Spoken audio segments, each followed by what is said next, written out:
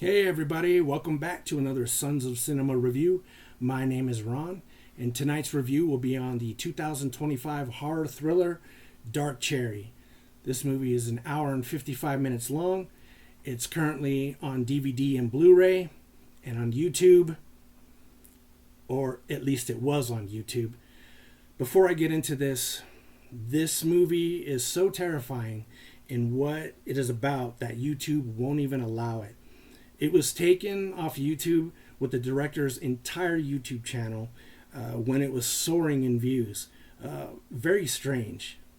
In my opinion, and I have no facts, I think because of the climate we live in now, where people and institutions are more worried about what is said and seen in fiction instead of what is actually happening in the world, that somehow this movie may violate some of the new social standards. So watchers of this review, beware. And on that down note, let's try and have a fun review. This movie is directed by Michael Entity. It stars Johnny Silva, Melissa Rokuski, and Neva Monster. Let's get into the story. As always, spoilers, spoilers, spoilers. We get a pre-title sequence at a mystery crime scene. Then, after the title credits, we meet the main character, Lane Heading, who seems down and out, clearly depressed to see a new day. He starts his morning with booze, like most men do. So I hear. We meet his mother, who has severe dementia, in a scene that has a nice little homage to Home Alone, because the mother is watching Angels with Filthy Souls. You know, Johnny and Snakes, leave it on the doorstep and get the hell out of here. If you haven't seen Home Alone, what are you waiting for? What are you waiting for?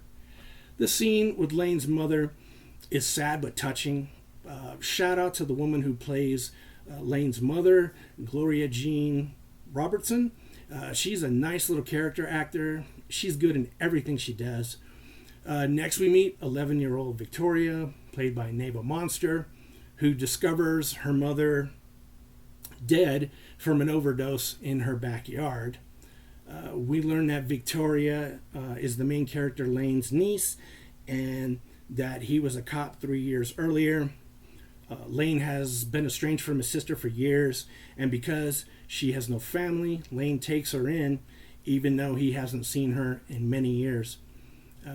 For a bit of the movie, we have Lane trying to bond with her, but he obviously doesn't know how to be a parent, which she's in desperate need of right now, of course, because she just lost her mother.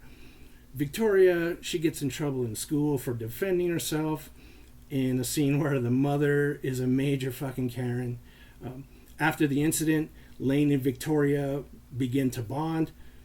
She's getting in a better mood. She hints at having a new friend. In a moment where Lane decides to go out drinking with his cop buddies, no less, and leaves an 11-year-old girl home alone. Surprise, surprise, he returns home to find Victoria missing. She's been chatting online with her new internet friend, and she's been taken. I was kind of expecting a call from the hostage takers and a Liam Neeson type scene where I have a particular set of skills, but that's for another movie. Moving on, in another baffling display of life choices, for some reason, Lane starts wandering the dark web. I would have started with the neighbors, but what do I know? But in his dark web travels, he stumbles upon a picture of a woman with this guy dressed in a gimp mask, and in the background of the picture is a stuffed toy that he gave Victoria. So Lane is able to track down the woman in the photo and finds her working as a stripper in a gentleman's club. I wonder what a gentleman's club looks like. This is where the movie takes off. Lane heads to the club to get answers. He meets the dancer, whose name is Sabrina. She takes him to a room for a private dance, and in a most unbelievable and ridiculous thing I've ever seen in my life. We are to believe that a man can go into a strip club, get a private dance, and say, no, stop dancing. It's never happened, ever. I'm kidding, of course. Guys have done that all the time. We find out Sabrina is not only a dancer, but she stars in porn films as well, which makes her knowledgeable in finding the director of the film he saw Victoria in. She agrees to help Lane look for the man in the gimp mask and the underground porn ring. They head to a secret warehouse location where Lane buys a porn video so as not to look suspicious. He heads home to watch the movie, and now this movie becomes 8mm-esque because he's watching a snuff film.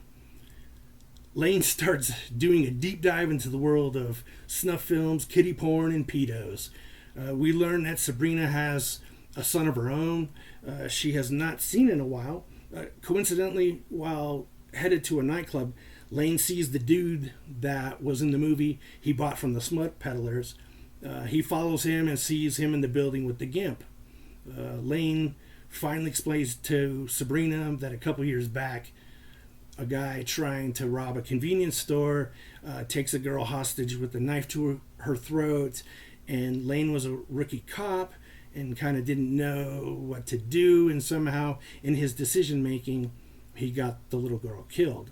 This is the scene where we see at the beginning of the movie with the mysterious crime scene, and this is the reason why obviously he's such a wreck throughout the film.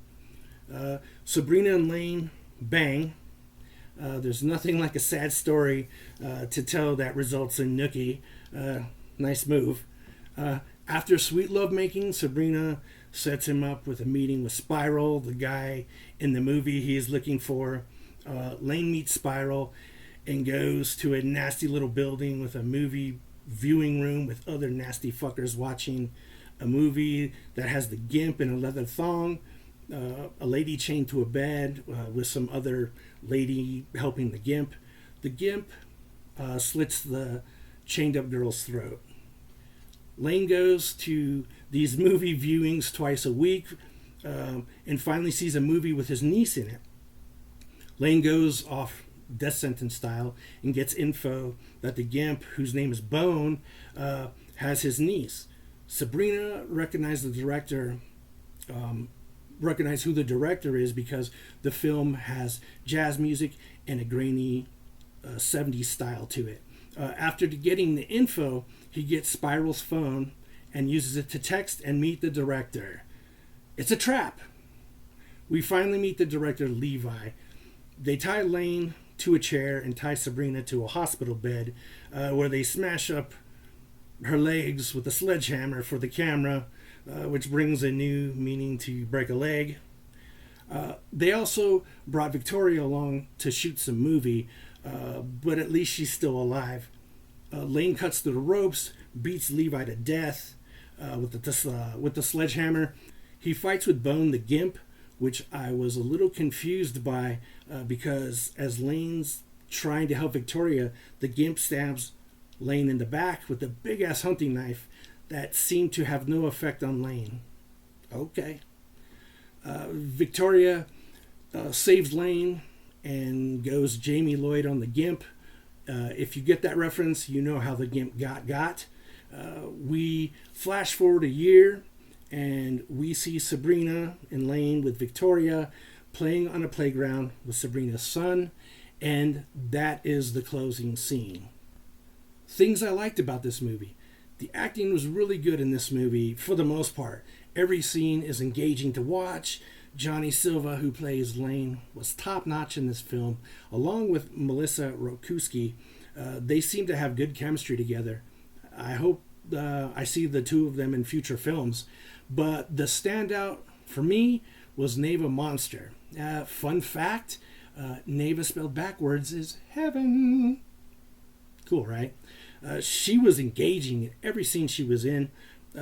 She chewed the scenery. I don't know if this is her first film, but she's a natural, and I hope she sticks with it. I thought this movie was well shot and different, with great shots, like some scenes where that were shot at a fair, for example, and they were really beautiful. I don't know who the cinematographer was. I'm assuming it was the director, but for the budgetary restraints, this movie was on point. I also like a scene at Victoria's mother's funeral where you catch a glimpse of some guy hiding behind a tree as the camera pans past. It looks like some pedo at the park who didn't want his face on film.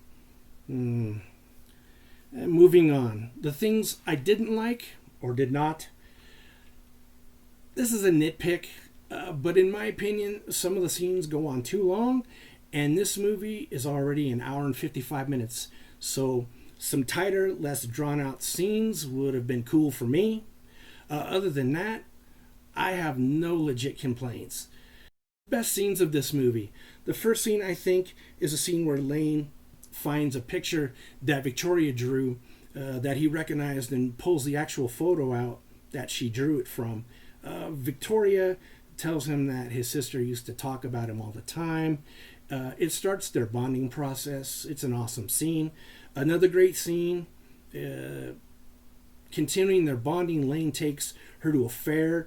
The fair scene is important because she wins a stuffed animal there that leads to her eventual rescue. Like I said, it's also shot beautifully. The scene where Lane goes Punisher style on Spiral to get information on Victoria is rad. The final scene of the film is, of course, the crescendo of the movie and is well worth it. Noteworthy, the best line in this film is where Lane is cracking on Sabrina by saying, "You're a real comedian. Instead of holding dicks, maybe you can hold a microphone instead." It's classic. This movie is perfect for seasoned horror fans and fans who don't like gore, because this movie leaves you to think and imagine each kill on your own based on the thousands of hours you have spent watching horror movies. The film usually cuts away at the point of a kill, but leaves you with the sounds and other reactions in the scenes. It's awesome. Shout out to the sound and audio guys, Matthew Silberman, Dom Piro, and Brandon Gabahorst. I hope I said that right. This movie is engaging, creepy, and twisted on its own merits. It's so terrifying because it shows the real true horrors of life out there, and that's fucked up people and evil people. I'm not sure how anyone comes up with this kind of story to begin with, but I'm glad that writer-director Michael Entity did. I can't wait to see his next film, Barrett. This was a good-ass movie. Best independent movie of 2025. I'm definitely going to get the Blu-ray and put it on my shelf. I recommend you guys check this out. I hope you enjoyed the review, and I'll see you all next time. Peace.